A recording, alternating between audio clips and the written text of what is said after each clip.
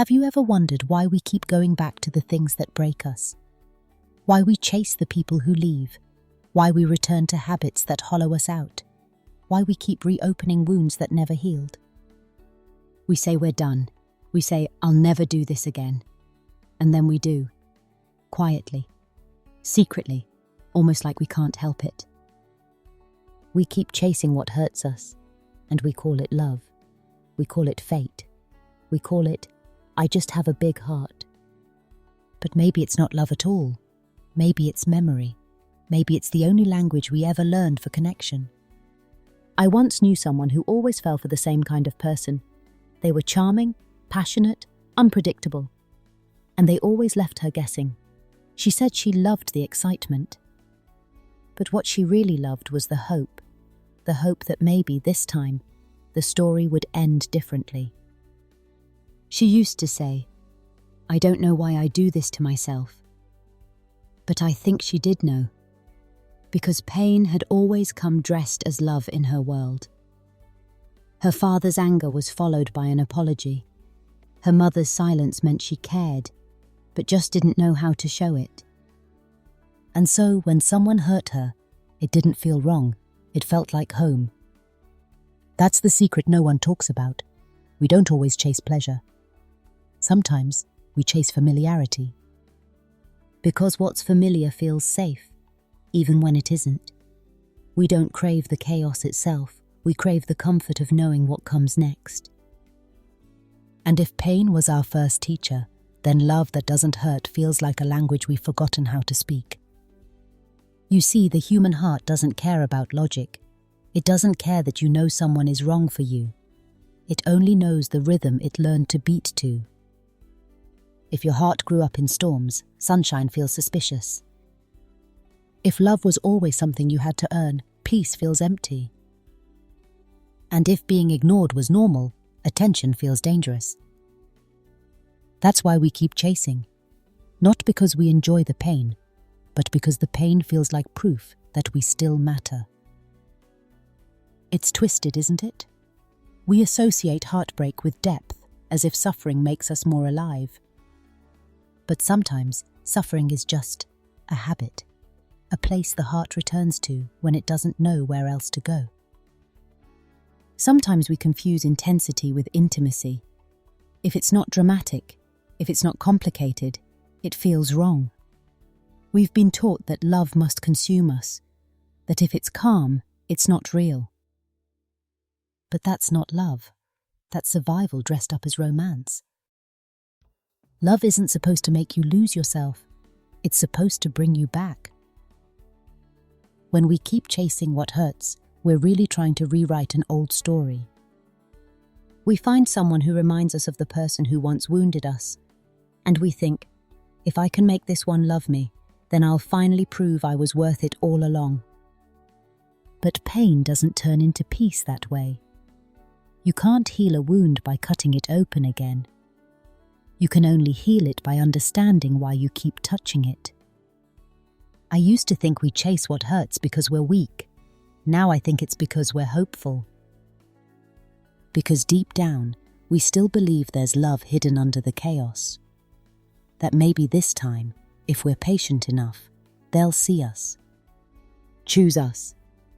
Stay. But love that requires suffering isn't love. It's emotional nostalgia. It's our heart longing for something it never fully received. There's a story I remember. A man who always dated people who needed saving. He said it made him feel useful.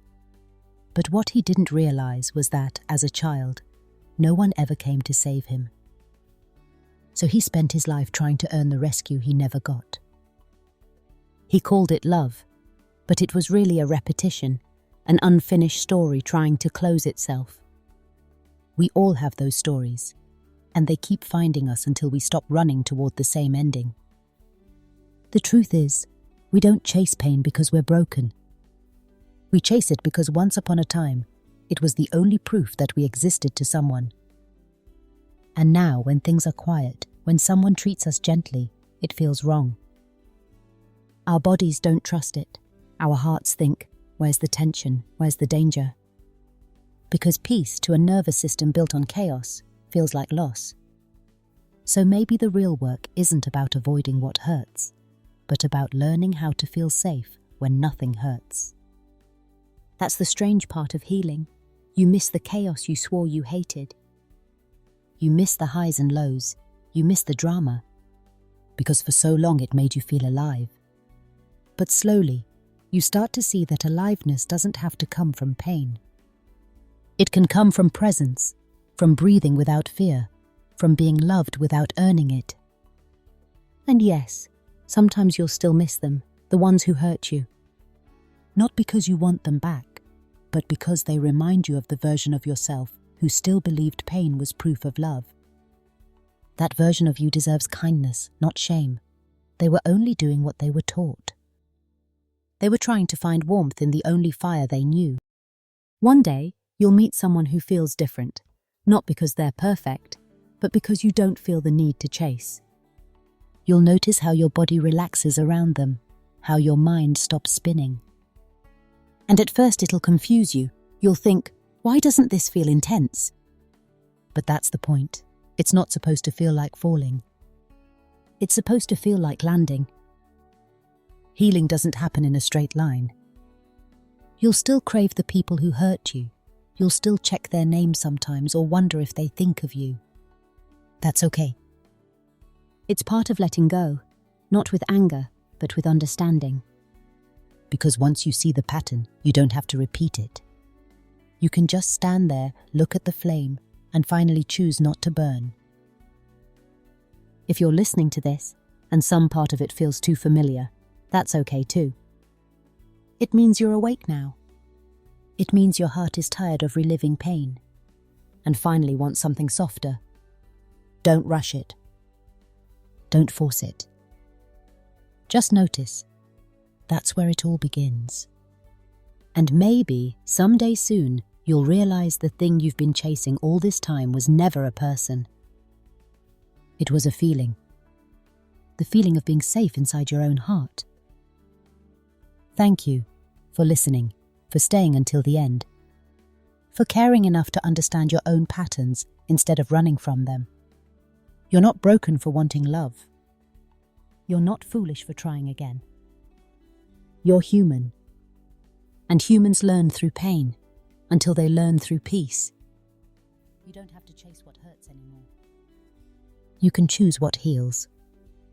And one day when you finally stop running, you'll realize you were never chasing love.